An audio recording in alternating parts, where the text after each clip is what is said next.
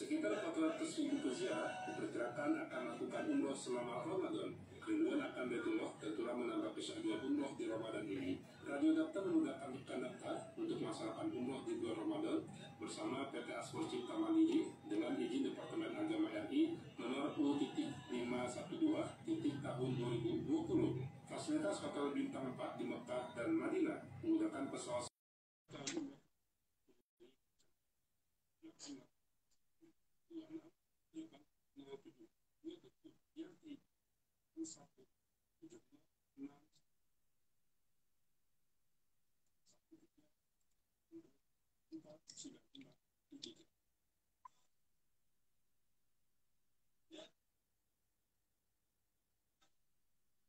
Belum bang.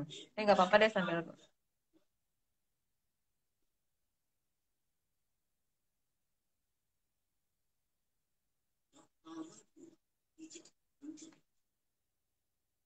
Rekan Dakta pukul 10 waktu Indonesia Barat dan rekan Dakta nanti kami akan berbincang dengan Halal Corner terkait dengan awas kejebak berbuka dengan yang haram. Nah, tentunya di bulan Ramadan ini saat berbuka puasa adalah hal-hal yang ditunggu, tapi untuk rekan Dakta juga harus mengetahui apa saja makanan yang halal dan haram yang diperbolehkan untuk dikonsumsi atau tidak. Nanti akan kami berbincang rekan Dakta melalui live Instagram kami di @radiodakta dan di @komunitas halal corner bersama Ketua Divisi Komunitas Halal Corner Mbak Nani Susanti. Rekan Dakta bisa bergabung bersama kami di 8816363 atau bisa berkomentar langsung melalui Instagram kami di @radiodakta ataupun juga di @komunitas halal corner.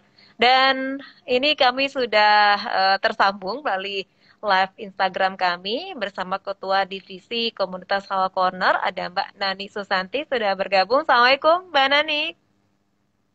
Waalaikumsalam warahmatullahi wabarakatuh. Apa kabar Mbak? Alhamdulillah, kabar baik juga Mbak Nani ya. Alhamdulillah. Gimana masih puasa Alhamdulillah. ya? Alhamdulillah masih puasa.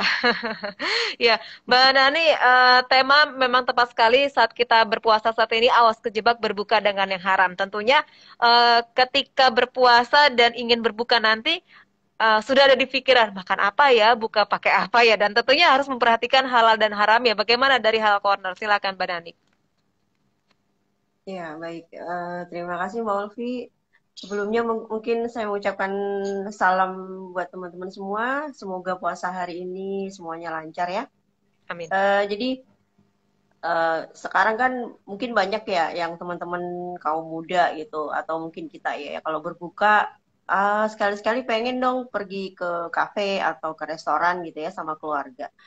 Nah, hati-hati ya, maksudnya kalau kita pergi ke sebuah restoran atau kafe di mana di sana tertulis no pork, no lard gitu, kan berarti Ya. nggak ada babi ya. Jadi, nah jangan salah sangka, walaupun ada tulisan no pork, no lard, belum tentu itu dia halal semua, karena meskipun di situ tidak tersedia menu dari babi, tapi kan proses pemasakan makanan itu apakah menggunakan saus yang sudah ada logo halalnya atau menggunakan mirin atau apa, kan kita nggak tahu. Nah, jadi Ya. tidak jaminan meskipun di situ tertulis no pork, no lard.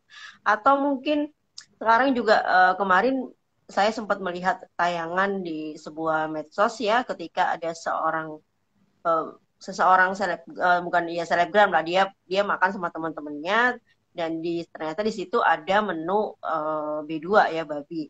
Tapi dia di sana memilih menanyakan ada nggak yang nggak pakai babi gitu. Ada yang menu lain yang daging, tapi jangan salah ya, meskipun memang menunya itu daging, tapi kan di situ tersedia di restoran tersebut menyediakan menu babi. Jadi apakah dapurnya ini terpisah? Kemudian apakah peralatan yang digunakan itu juga terpisah? Kan kita nggak tahu, Ya. ya kan? Jadi jangan jangan menggampangkan, misalnya di sana ada kok menu yang nggak pakai babi gitu. Tetap aja di mana di sebuah tempat makan di mana di situ disajikan menu babi, maka sebaiknya kita hindari tempat tersebut, meskipun di situ ada menu lain selain babi. Kecuali kita bisa memastikan bahwa dapurnya memang terpisah, kemudian peralatan makannya memang nggak dipakai bersamaan gitu kan, piringnya, kemudian sendoknya itu kan juga harus terpisah, tidak boleh sama. Nah, itu makanya untuk teman-teman milenial kalau misalnya mau berbuka, berhati-hatilah, carilah tempat-tempat yang memang sudah mempunyai sertifikasi halal dan lebih aman ya tentunya bagi muslim. Baik. Nah, tentunya berhati-hati juga. Pasti kalau kita ingin melihat tempatnya, apakah memang sudah bersertifikat halal atau bagaimana nih, Mbak? Ya, akan lebih baik kalau kita mencari tempat-tempat yang sudah ada sertifikasi halal. Kenapa? Karena dalam proses membuat suatu masakan itu kan banyak sekali proses yang dilakukan. Dari bahan bakunya bagaimana, kemudian dari awal saja seperti ayamnya atau dagingnya, apakah disembelih dengan menggunakan syariat Islam, itu juga sudah poin utama yang harus kita perhatikan. Kemudian pada saat proses pemasakannya, apakah menggunakan bahan-bahan tambahan seperti kecap, saus dan sebagainya, itu kan sudah jelas harus ada sertifikasi halalnya. Kenapa? Karena banyak sekali bahan-bahan tambahan itu yang berasal dari B2 atau babi itu tadi. Makanya memang benar-benar harus kita perhatikan. Lebih baik banyak kan tempat makan sekarang yang sudah mempunyai sertifikasi halal. Jadi jangan hanya mencari yang viral, yang rame, pasti enak gitu. Tapi kita harus juga memperhatikan aspek halal dari makanan tersebut. Baik, kami mengundang rekan Dakta untuk bergabung bersama kami di 0815 11 107 107 atau bisa gabung juga di Instagram kami di @radiodakta dan di @komunitas Halal Corner. Nah, tentunya Mbak Nani dengan biasanya kalau untuk berbuka puasa sebuah tempat makanan kan ada paket A, paket B, tempatnya enak, instagramable dan lain sebagainya. Ini bagaimana dari kitanya untuk selektif ini? Ya memang menarik ya sebenarnya karena penawarannya mulai dari paketnya, kemudian sekarang kan instagramable ya, jadi banyak dicari oleh kaula muda. Ya, kenapa kita harus memperhatikan aspek halalnya? Ada logo. Kalau sudah mempunyai sertifikasi halal kan kita sudah merasa nyaman dan yakin bahwa ada jaminan bahwa makanan tersebut halal. Kenapa? Karena kita ini kan berpuasa ya, beribadah gitu, mencari pahala. Memang kalau misalnya pun ternyata kita memakan makanan yang haram ya, itu sebenarnya puasanya tetap sah, jadi tidak batal, jadi tidak berkewajiban untuk mengganti juga. Tetapi tetap kita berdosa karena memakan makanan yang haram. Kemudian pahalanya juga tidak dapat, bisa mengurangi pahala tersebut dan bahkan bisa jadi puasa kita tidak diterima, jadi sia-sia, jadi cuman dapat laparnya doang, hausnya doang, tapi tidak ada pahala yang bisa kita terima, jadi sia-sia gitu kita berpuasa. Jadi kayaknya sayang sekali seharian sudah menahan haus dan lapar, sudah menahan emosi supaya nggak marah-marah gitu kan, supaya nggak ini, tapi ternyata pas di ujungnya kita berbuka dengan sesuatu yang haram. Jadi sayang sekali, sangat disayangkan lah. Iya, baik.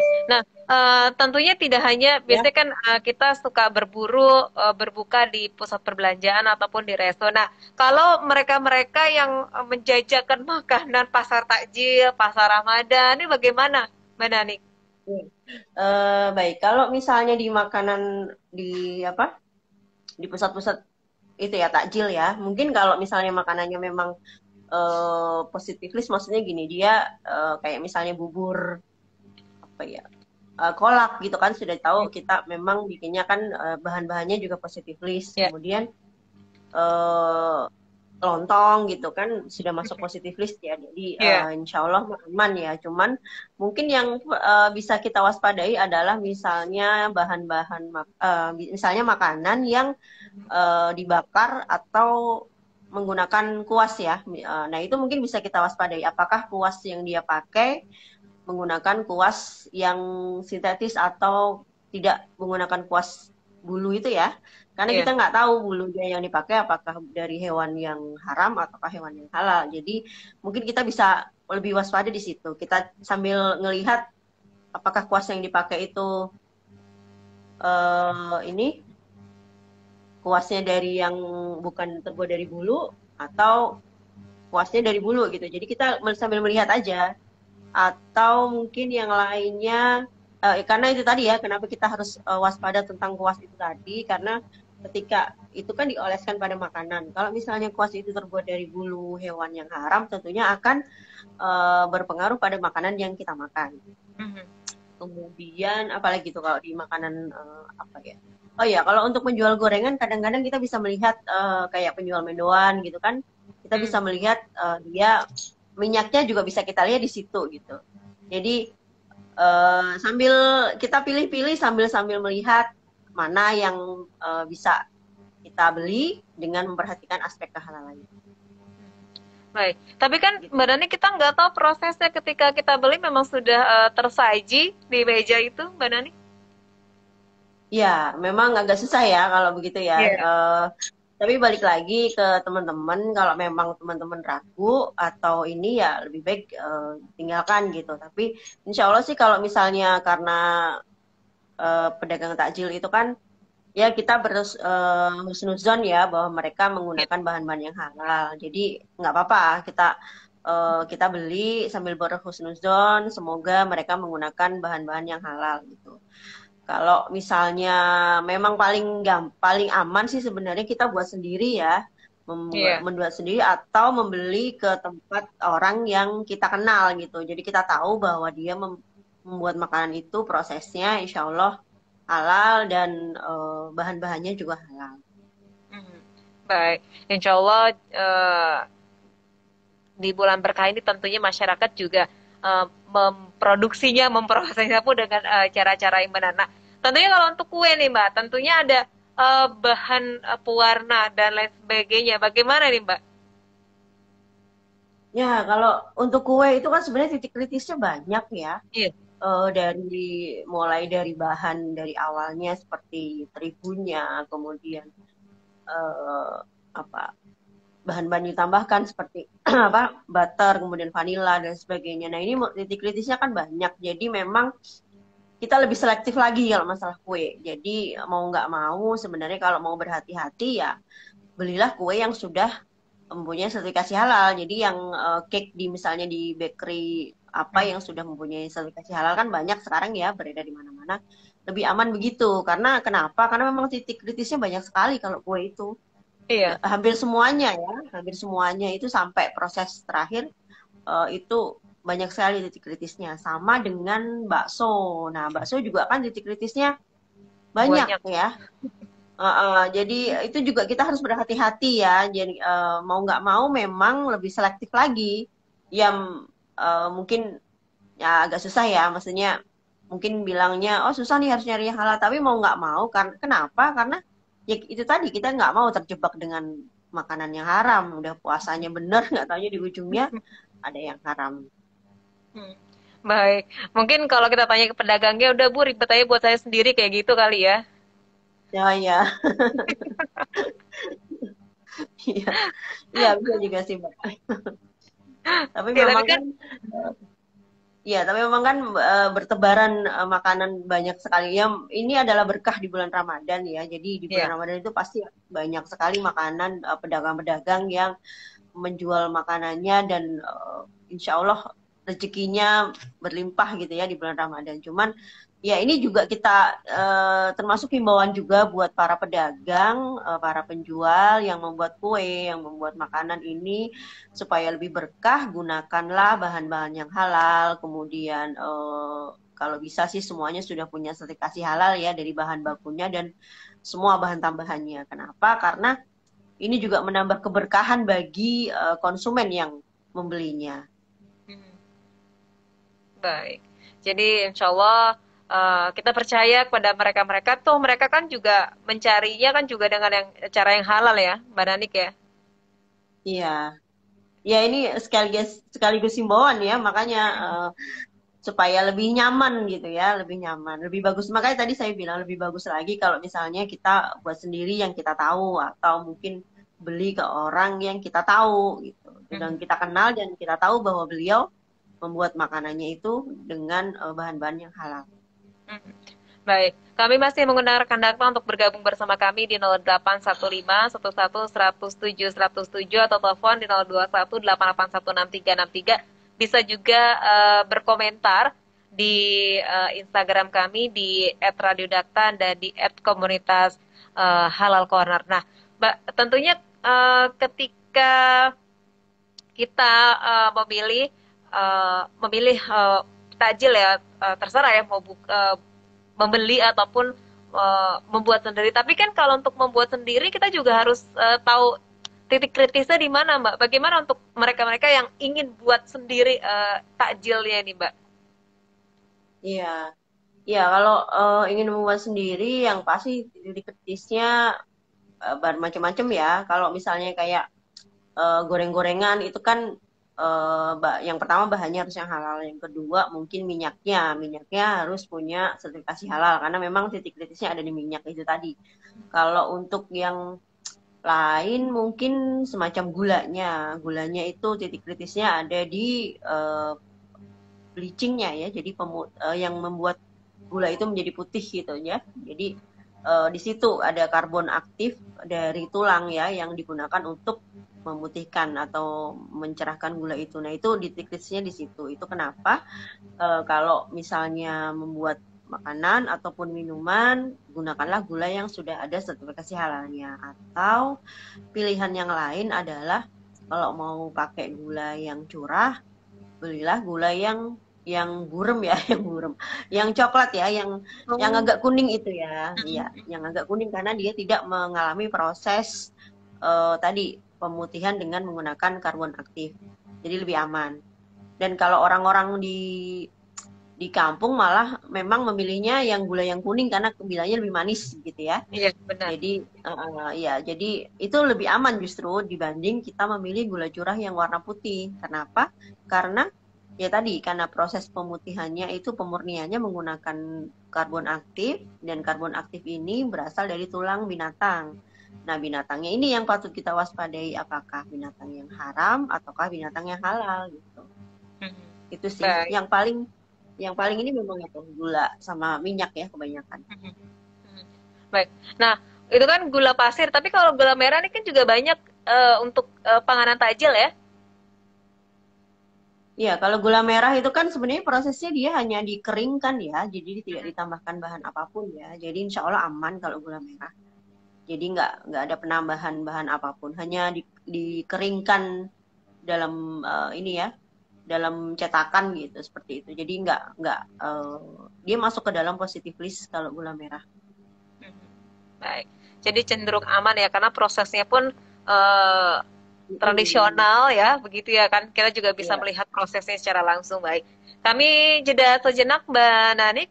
Kami masih mengundang rekan Dakta untuk bergabung bersama kami di 0815 11 107 107 atau bisa berkomentar ataupun juga sharing-sharing. Mungkin rekan Dakta tahu mana tempat yang halal, mana tempat yang haram ketika banyak dikunjungi masyarakat ketika berbuka puasa di live Instagram kami di @radiodakta dan di @komunitas Halal Corner. Dakta Radio, bijak dan cerdas.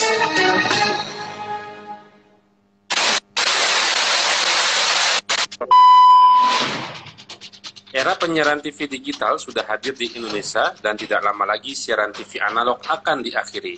Sebagaimana diatur di Peraturan Menteri Kominfo Nomor 11 Tahun 2021 tentang perubahan atas Peraturan Menteri Nomor 6 Tahun 2011 tentang penyelenggaraan siaran. Ada 3 tahapan pengakhiran siaran TV analog yang selanjutnya digantikan dengan siaran TV digital. Sekarang saat yang tepat mengganti channel televisi lama Anda dengan satu langkah beralih ke TV digital. Cukup dengan membeli set-top box dengan harga Rp350.000, Anda akan mendapatkan channel siaran TV lokal yang lengkap. Radio Dakta membantu Anda untuk beralih ke siaran digital dengan menggunakan set-top box, sehingga rekan langsung bisa menikmati secara penuh siaran TV digital yang bersih gambarnya, jernih suaranya, dan canggih teknologinya. Untuk informasi dan pemesanan set-top box, hubungi call center 8807426, 8807427, atau WhatsApp 0815 11 107 107.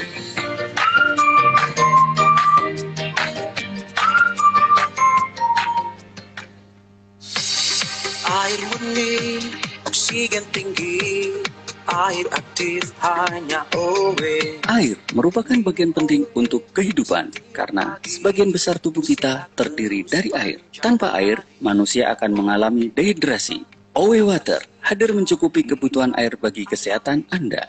Dengan kandungan mineral anorganik rendah, air minum yang mengandung oksigen tinggi, serta air minum yang telah diaktifkan dengan sinar alfa melalui proses molekuler resonant magnetic technology.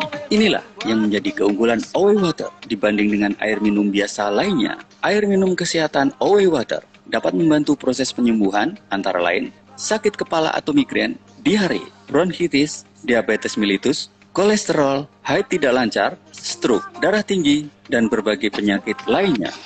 Harga OWE Water Rp250.000 per dus dengan isi 25 botol. Informasi dan pemesanan hubungi call center 021 8807426 atau 8807427, WA 0815 11 107 107. OWE membuat lebih sehat, OWE membuatmu bersemangat, OWE membuat lebih kuat, OWE membuatmu lebih hebat. A'udzu billahi minasyaitonir rajim. Ketika dunia tak mampu disentuh mata, alhamdulillah para insan tunanetra masih punya kesempatan untuk bisa membaca. Karena dengan jari jemari, mereka sanggup menyusuri kalimah-kalimah ilahi melalui Al-Quran Braille yang dimiliki. Assalamualaikum, nama saya Indri. Mata saya memang tidak bisa melihat, tapi saya senang belajar membaca Al-Quran. Yuk kita belajar membaca Al-Quran. Mari bergabung bersama kami dalam program Wakaf Al-Quran Braille. Insya Allah dengan Rp60.000, kita bisa berwakaf 1 juz dari 30 juz Al-Quran Braille. Rekening wakaf Al-Quran Braille Bank Mandiri 13.000 14.000 999 atas nama LSM Umi Maktum Voice. Kunjungi kantor layanan wakaf Al-Quran Braille Umi Maktum Voice di Jalan Pasir Salam nomor 31A Bandung. Untuk layanan jemput wakaf Al-Quran Braille, telepon atau WhatsApp 022-522-8552. Insya Allah selama bulan suci Ramadan, hari Ahad Umi Maktum Voice tetap buka.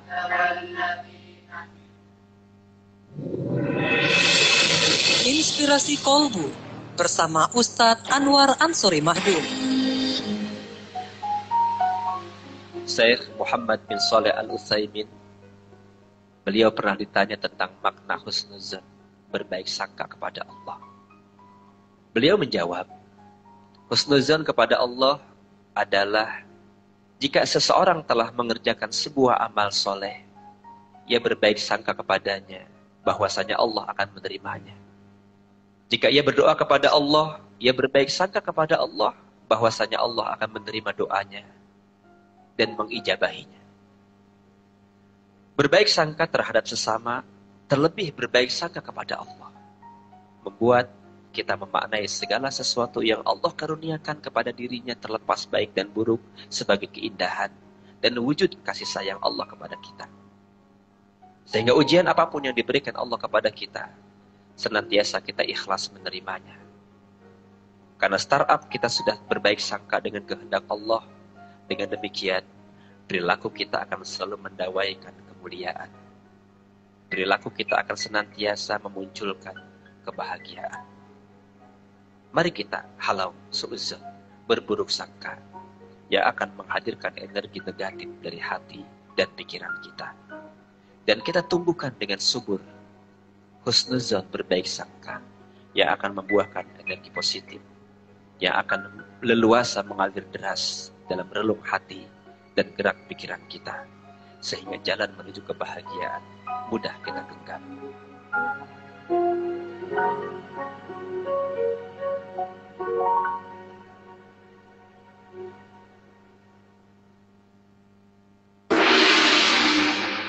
Berita gembira khusus untuk pendengar Radio Data.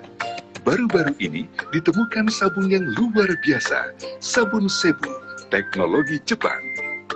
Betul, saya Ayu Asari, konsultan kecantikan yang sudah membuktikan kehebatan sabun Sebu. Terbukti ampuh untuk mengatasi jerawat, komedo, flek hitam, beruntusan, dan semua masalah kulit wajah lainnya. Sudah lulus uji BPOM dan juga halal. Sebu Moist Glow tidak mengandung SLS, paraben, pewarna sintetis, dan juga parfum tambahan. Jadi sangat cocok untuk semua jenis kulit dan sangat aman untuk semua usia. Sebu Moist Glow bisa merawat kulit wajah tanpa harus ke dokter kulit. Ya, tersedia juga sabun Sebu antiseptik untuk menghindari virus COVID, bakteri, dan virus lainnya. Untuk pendaftaran agen atau pembelian, hubungi Radio Data di 021 880 7426 atau 021 880 7427 atau WhatsApp di 0815 111 07107. Sebu, Natural Beauty. Dakta Radio, bijak dan cerdas. Rekan Dakta, kami lanjutkan kembali perbincangan kami bersama Halal Corner. Silakan rekan Dakta bergabung bersama kami di 0815 11 107 107. Awas kejebak berbuka yang haram. Nah, masih bersama Ketua Divisi Komunitas Halal Corner, Mbak Nani Susanti. Mbak Nani? Ya. Ya, Mbak Nanik. Ya, Mbak Nanik, ini mungkin menjadi dilema tersendiri bagi kita. Nah, tentunya bagaimana kalau yang menjual ini kan menjadi istilahnya kesempatan ya bagi semua orang, tidak hanya Muslim dan non-Muslim, untuk mencari rezeki apalagi di bulan Ramadan ini. Nah, bagi mereka-mereka yang non-Muslim yang menjual takjil ataupun yang menyediakan memiliki gerai makanan dan tentunya ramai ketika berbuka puasa, ini bagaimana, Mbak? Ya, maksudnya kalau misalnya yang berjualan itu non-Muslim ya? Iya. Gimana? Iya, yang berjualan baik. non-Muslim dan Sih, mungkin iya, jadi sebenarnya ini juga kita juga memberikan himbauan kepada misalnya, kan ini sebenarnya kalau masalah muamalah itu kan kita nggak ada masalah ya dengan yang non-Muslim ya. Jadi kalau misalnya yang non-Muslim ini menjual makanan, karena ini adalah makanan untuk yang Muslim, memang sebaiknya himbauan kepada para pedagang yang menjual makanan, yang non-Muslim yang menjual makanan, untuk lebih memperhatikan lagi aspek kehalalan. Jadi karena memang mayoritas masyarakat di Indonesia kan memang Muslim ya. Kemudian apalagi kalau sudah Ramadan itu ibaratnya bulannya orang Muslim ya begitu. Jadi kalau misalnya supaya ibaratnya lebih laris lagi, lebih berkah lagi, alangkah baiknya kalau misalnya teman-teman yang non-Muslim ini menggunakan bahan-bahan yang halal juga untuk proses membuat makanannya. Tapi jangan salah sih Mbak, sebenarnya beberapa kasus itu kami juga mempunyai klien non-Muslim yang belajar tentang sertifikasi halal. Jadi mereka mendaftarkan produk makanannya itu untuk mendapatkan sertifikasi halal walaupun mereka non-Muslim. Dan beberapa kali kami mendapatkan klien dari non-Muslim ini. Jadi sebenarnya masalah halal ini sudah nggak terfokus lagi untuk pedagang atau produsen yang Muslim. Kenapa? Karena yang ibaratnya ini kan sebuah ini ya kayak lahan bagus lah ibaratnya ya. Jadi kan memang karena konsumennya kebanyakan Muslim, ketika mereka mendaftarkan produknya sehingga mempunyai sertifikasi halal, itu akan membuat nyaman konsumennya. Jadi walaupun yang punya ini adalah yang non-Muslim, tapi ternyata dia juga melek halal gitu. Jadi alhamdulillah sih itu adalah suatu kemajuan yang sangat bagus menurut saya dan menurut kami dari Halal Corner. Kenapa? Karena ternyata mereka juga concern mengenai halal ini karena memang berpengaruh kepada konsumennya. Baik. Jadi untuk yang non-Muslim juga sudah banyak yang melek akan halal ini, Mbak Nanik ya? Iya, banyak. Jadi beberapa klien kami, bahkan terakhir kemarin ketika sebelum pandemi itu kami kan ada pelatihan ini ya untuk proses mendapatkan sertifikasi halal. Waktu itu di Bekasi itu beberapa memang non Muslim dan beliau mengaku bahwa kenapa dia mendaftarkan sertifikasi halal, kenapa? Karena memang konsumennya banyak kan Muslim gitu. Jadi dia berpendapat kalau produknya mendapatkan sertifikasi halal maka akan berpengaruh pada omset yang dia dapatkan. Jadi memang sebenarnya udah mulai ini ya, udah mulai ibaratnya ke semua ini lini ya, masalah halal ini. Baik. Iya. Jadi tidak masalah bagi mereka yang menjual non-Muslim, tapi harus memperhatikan hal-hal kehalalan begitu Mbak ya? Iya, betul. Iya. Dan mungkin ini lagi, ini juga Mbak tambahan. Ini kan kemarin baru saya dapat info ya, Mas. Ternyata ada juga gerai-gerai makanan itu yang menjual dengan nama-nama yang aneh ya Mbak. Jadi kemarin tuh ada yang namanya apa tuh kemarin nasi goreng tuyul, kemudian es pocong, apa. Nah ini juga sebenarnya harus diperhatikan ya. Iya betul. Jadi ini harus diperhatikan bahwa penamaan makanan dengan nama-nama seperti ini itu tidak diperbolehkan. Jadi sebaiknya teman-teman menghindari makanan-makanan dengan penamaan seperti ini. Kenapa? Karena memang tidak diperbolehkan ya kalau mengajukan sertifikasi halal juga tidak akan mendapatkan karena namanya seperti itu. Nah, kalau misalnya kita hindari nama-nama tersebut kan otomatis jadi nggak makin viral ya. Jadi lebih baik menggunakan penamaan yang sewajarnya saja. Insya Allah mah rezeki sudah ada yang mengatur ya. Jadi kalau memang mau pakai nama yang viral, pakailah nama-nama viral yang bagus, yang karena itu makanan ya, bukan bukan yang lain gitu. Iya, Mbak tadi kalau nama-nama yang lagi viral tapi ada di pinggir jalan nih bagaimana dan rame Mbak biasanya Mbak, apalagi kalau untuk buka puasa kayak seger, dingin begitu Mbak, enak gitu Mbak, bagaimana ini? Ya itu tadi Mbak, kalau misalnya kita lihat bahwa bahan dia kalau misalnya es gitu kan kita bisa lihat ya bahan-bahan yang dipakai apa gitu kan.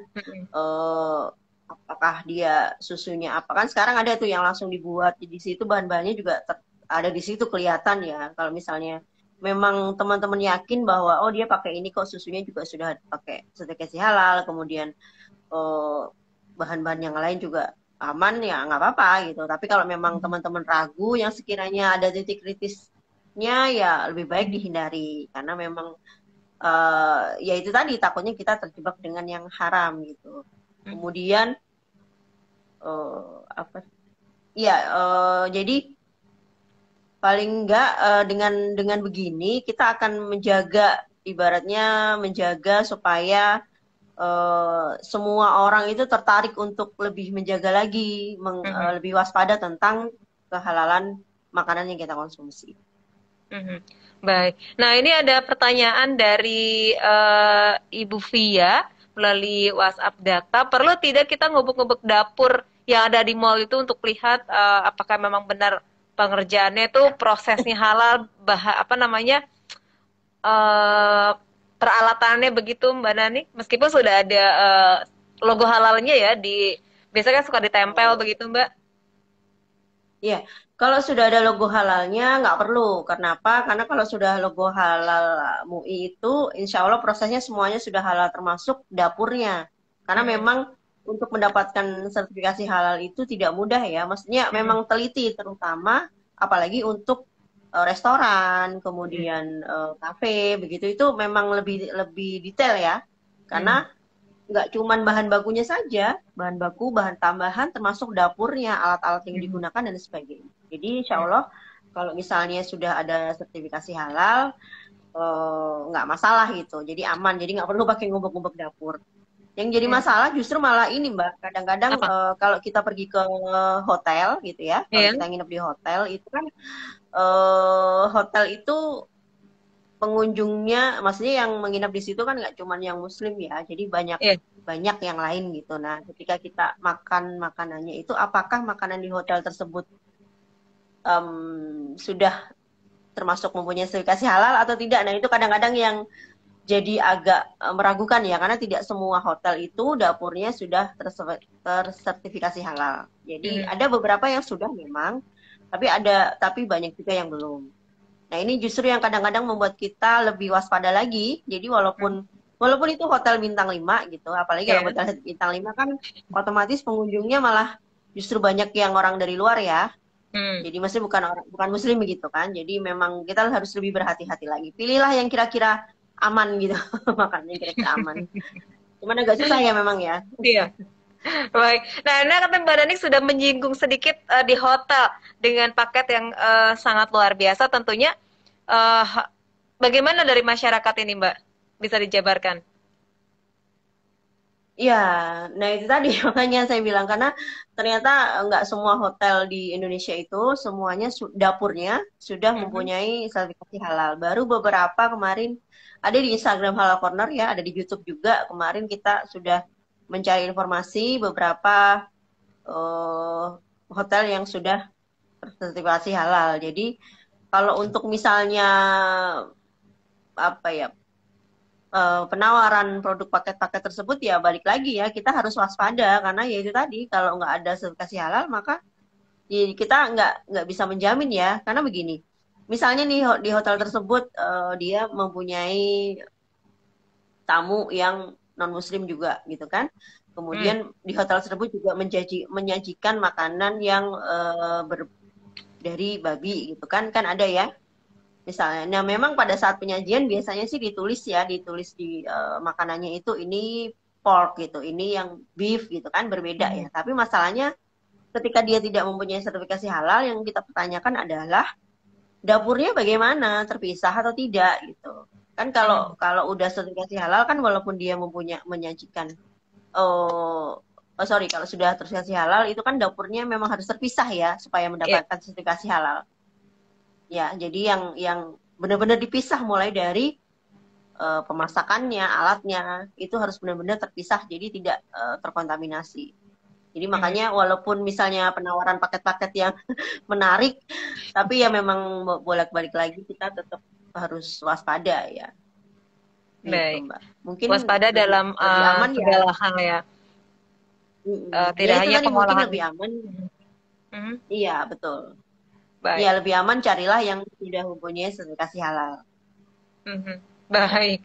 Dan tentunya biasanya kalau pernah sih banyak juga kayaknya masyarakat yang terjebak ya Mbak Nanik ya, entah di restoran atau di hotel ya. Iya.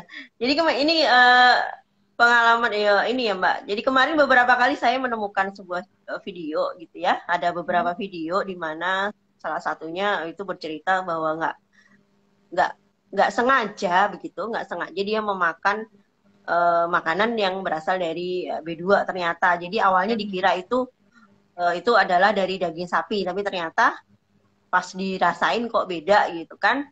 Ternyata itu dari daging babi. Masalahnya adalah sayangnya terkadang ketika membuat edukasi seperti ini itu dikatakan bahwa ternyata daging babi itu enak loh gitu. Nah ini yang membuat kita jadi wow gitu ya. Kalau misalnya ya kita kan namanya manusia ya Mbak, manusia mungkin ada khilaf ya, nggak sengaja. Itu kan tadi nggak sengaja ya, bukan yang disengaja.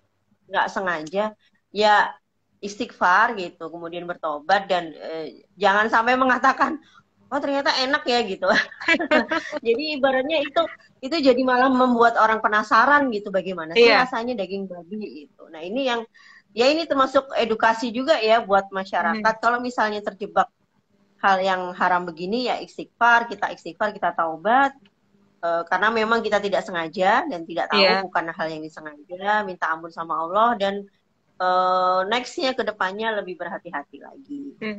Jangan diomongin seperti itu ya, ternyata enak ya, itu justru malah tambah dosa sayangnya, ya. Dan sayangnya ini dibikin video gitu Mbak, dibikin video dan disebarkan gitu. Ada saya melihat ada beberapa video yang seperti itu dan ini juga kami obrolin di Halal Corner ya. Jadi miris gitu, kenapa harus memberikan komentar seperti ini gitu. Kan kalau ya ibaratnya kalau kita shock kan udah kayak gimana sih? Aduh, tadi makan yang haram gitu kan. Harusnya kan seperti itu ya. Jadi tidak membuat orang lain menjadi penasaran gitu. Justru mengajak orang untuk berbuat maksiat ya, berbuat dosa ya. Iya betul.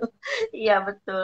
Ini miris sekali. Jadi ya mungkin karena perkembangan teknologi juga, karena kan informasi semakin cepat ya.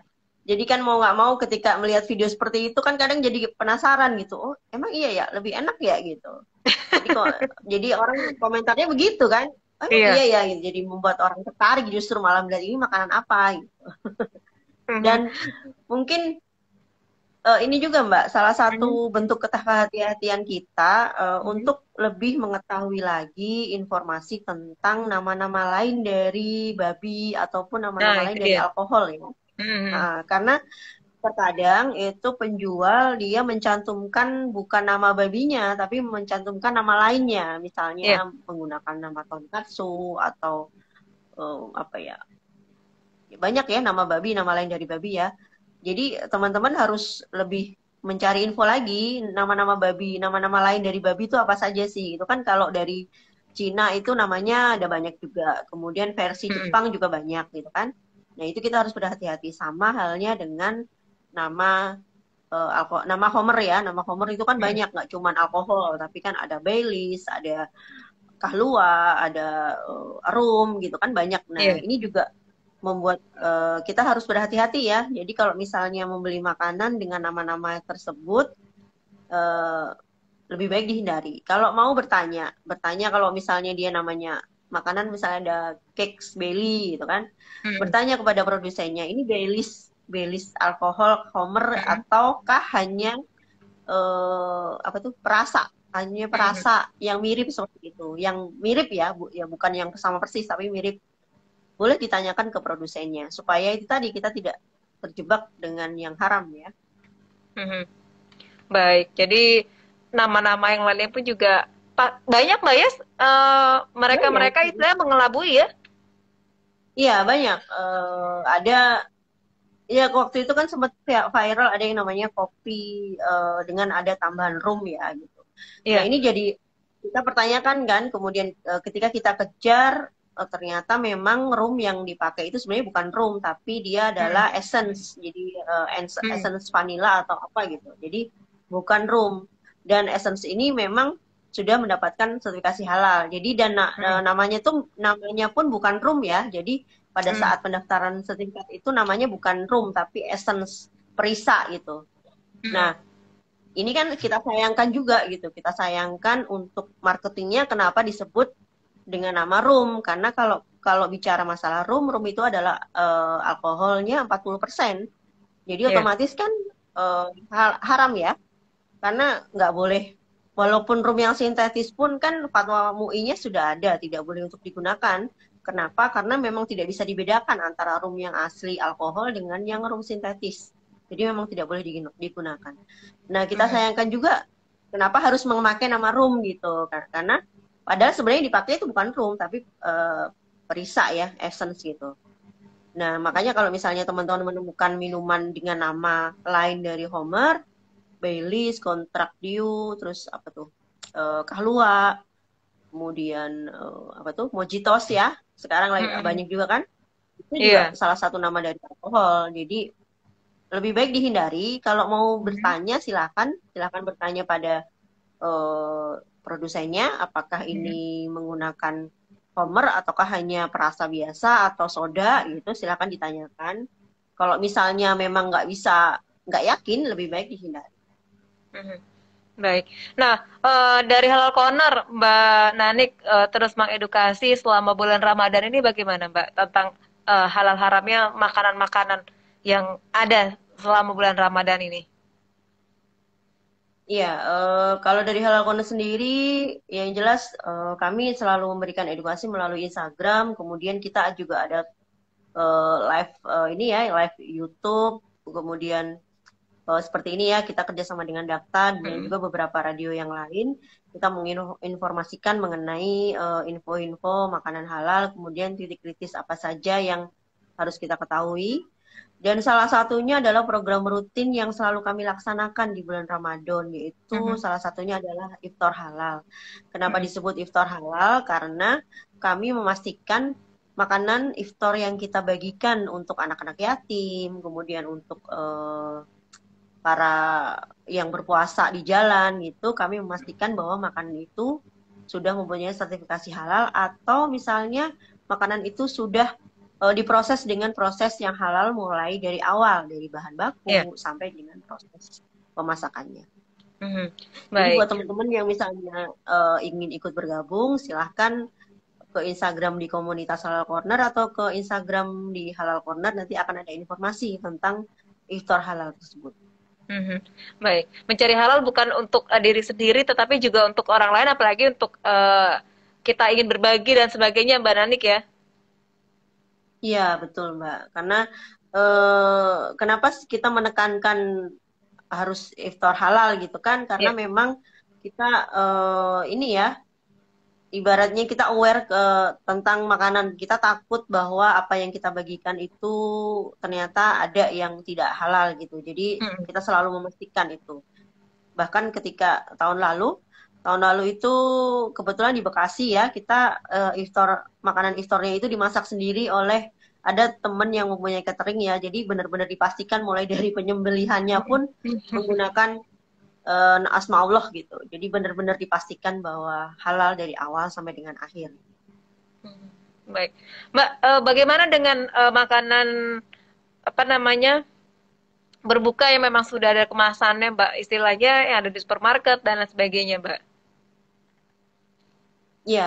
Ya kalau sudah ada, apalagi sudah ada kemasannya ya Mbak. Kalau sudah ada kemasannya, pastikan sudah mempunyai sertifikasi halal gitu. Jadi cari yang sudah ada logo halalnya. Sekarang banyak kok gerai-gerai makanan yang sudah punya logo halal, jadi aman lah itu. Baik, tentunya juga nama-namanya pun yang tadi yang asing-asing perlu diperhatikan begitu Mbak Nanik ya. Nama yang asing gitu ya. Pertama nama lain dari babi, dari alkohol, kemudian nama yang aneh-aneh yang seperti tuyul, pocong, setan dan sebagainya dan teman-temannya. Ya, jadi jangan hanya melihat dari viralnya, karena dengan nama ini kan biasanya orang tertarik ya viral gitu. Tapi hati-hati karena penamaan itu ternyata memang tidak boleh. Karena untuk makanan harus menggunakan nama-nama yang bagus sesuai dengan syariat Islam ya. Jadi nggak apa gunakan yang misalnya es pelangi, es apa gitu. Kenapa harus memakai es pocong gitu ya? Kenapa kemarin ada yang tuyul juga ya. Jadi sempat jadi guyonan justru jadi teman-teman ya. Jadi lucu juga ya, aneh gitu. Kok bisa ya minum makanan memakan atau meminum makanan dengan nama seperti itu. Jadi kalau kita kembalikan lagi ke kita, kadang-kadang ini ada makanan dengan nama kuburan gitu kan, kayaknya mau makan juga. Kayak waktu itu ada restoran Jamban juga kan ya Mbak. Jamban itu kan disajikan dalam apa tuh, piring atau apa yang bentuknya jamban. Saya kok ngebayangin justru malah berbeda ya, nggak tahu kenapa mesti jadi viral gitu ya. Justru kita makan itu kayaknya kok yang lain gitu. Iya. Nah ini yang harus kita waspadai. Baik, Mbak Dani, terima kasih sudah berbincang bersama Dakta. Sukses selalu, semoga puasa ini memberikan keberkahan dan kita bisa lebih memilih lagi mana yang baik dan mana yang tidak untuk diri kita dan orang lain. Terima kasih Mbak Dani. Assalamualaikum warahmatullahi wabarakatuh. Waalaikumsalam warahmatullahi wabarakatuh.